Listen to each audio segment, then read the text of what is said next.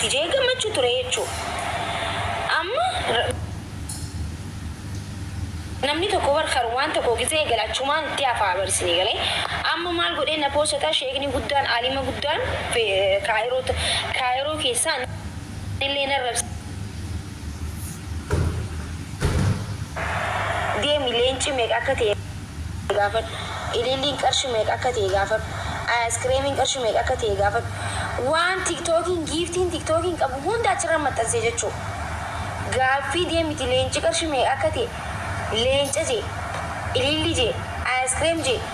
kana gaafattu idda ayata meeqa quraanni ayata meeqa qaba maal ayata meeqa qaba ittee gaafattaa deemi maali xuluq na godhe jechuudha. Soomana rabbiitiin isinii galee asiriin koomentii jala deemee maal jee yaa sheekh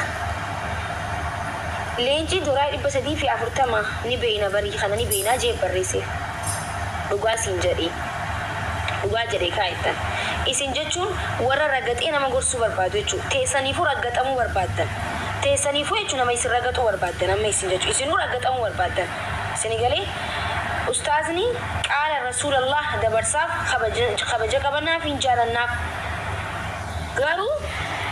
nama tokko arrabsinee gorsinaa yoo jettan ta'e immoo namni isin dhaga'uun isin jiru ifi iyyitanii qabrii seentanii jechuudha. Nama waan kana dubbachuu kan barbaadeef waan san irraa namni akka yaa amilee cabee hin jiru jechuudha. Akkasumatti viidiyoo sanillee dhaamsee hojii sanillee dhaamsee hijaaban bitellee ilaa irraa uffataa jira jechuudha mana keenya keessatti bayyaanatitti sii dhiisee jechuudha. Bayyaanatitti hijaaban bitee sila naman itti gaafii gaafadheen badhaaseellee ifiitiyyaa uffachaa jira jechuudha. Akkatti jijjiirachaa imaamata kan dhiira hunda gaafiyoon gaafadheen wanni je imaamata hunda ifiitiyyaa uffadheetiin abbiyyoo jechaa jira halkan taa'ee mana kiyya keessatti. Imaamata silaa gaafiyoon gaafadhee nama tokko obboleessa kiyya badhaasu jeellee magana abbiyyoo taphachaa hedduu gammadan isinii galee amma guyyaa tokko soomanaa yoo rabbiin achumaan naqa jeelcha achumaan hafee jeetiin gaafiif deebii hijaaba faa nama badhaasaa gaafii deebii eegale.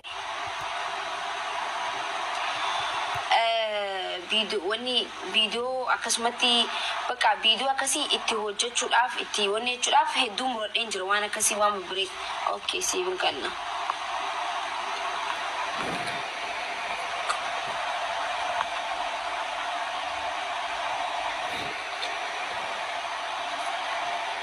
Si kanneen jira. Na viidiyoo akkasii hojjechuudhaaf ka'eetiin muradhee amma guyyaa tokko gaafiif deebii haadha faadhee gaafadhe jechuudha. Salaamu alaikum haadha faadhee jeniin. Waalaikum salaam warahmatullah. Quraanni ayata meeqa qabaan jeen suuraan gaafadhe garuu an suuraan gaafachuu fedhe isin garuu kan ayaa osoo hin ta'in kan suuraan naa deebiste. Awwaan ka ayaa deebiste ka suuraa deebiste se'eetiin baay'izawee meeqa akka qabuu fi deebisaa wallaalee takkiin gaafii wallaaleeti miti. Nam tokko bar nam tokko gista ka takka bari qulfii mana dhiisanii osoo deemuu osoo jiru gaaf tokko boorsaa fannifattan keessatti maallaqa osoo hin kaayyatiin faa bar irraanfattanii ala deemtanii eega nyaattanii quuftan booda maallaqa dagattan faatu jira bar waa dagachuu akkanaa tanaa jira. Ani gaafii walna fakkaate.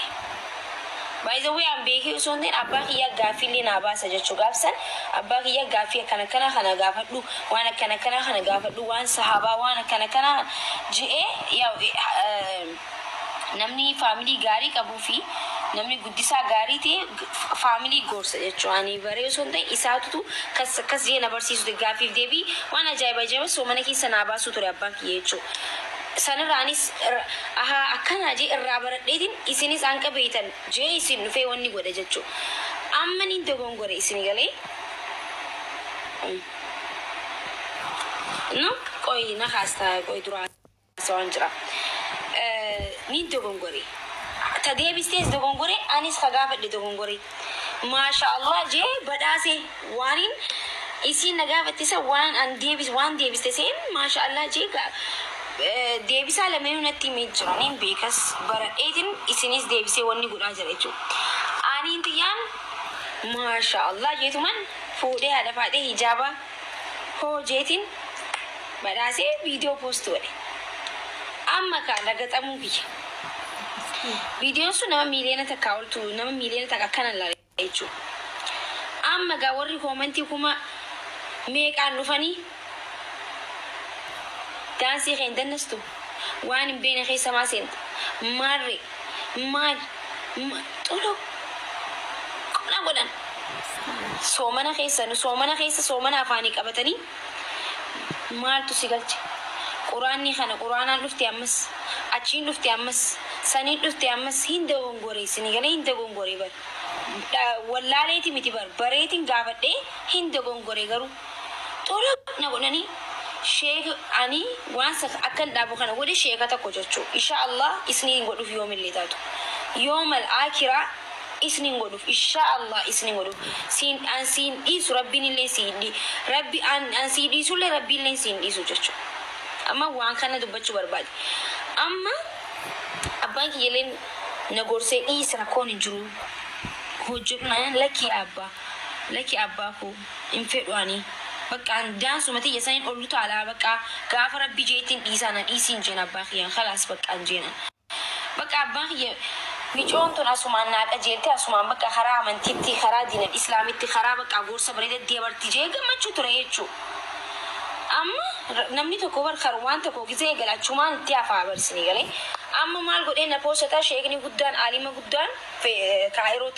kaayiroo keessaa nillee narrabsine nillee deebisaan deebisneefu garuu itti muufadhe jechuu feesbuuk irratti anaaf haadha faadhee fuudhee poost godhee deemi leenci meeqa akka ta'e gaafadhu ililliin qarshii meeqa akka ta'e gaafadhu aayiskreemiin qarshii meeqa akka nama tokko gorsa jettanii hin arrabsina rasuul sallallahu alaihi wasallam hamilee namaa cabsurra kaabaa jiisu wayyaa kan jeef hamileen namaa hedduu badduu waan ta'eef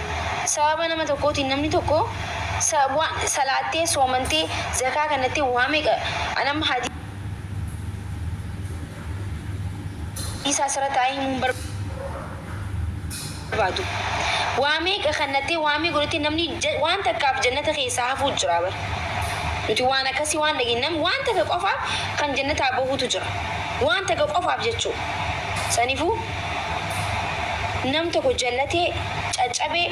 obboleetii tante akka namni obboleetii feni arrabsaa bar akkasii bar obboleetiin tante osoo deemtee diqaalaa fiddee dhuftee obboleetiin gabbaatee miidiyaa irratti hin arrabsitu tanii malee diqaalaa fiddee san hin arrabsitu jechuu itti sattartee itti uwwistee dogongorteetii jettee irraa dhorki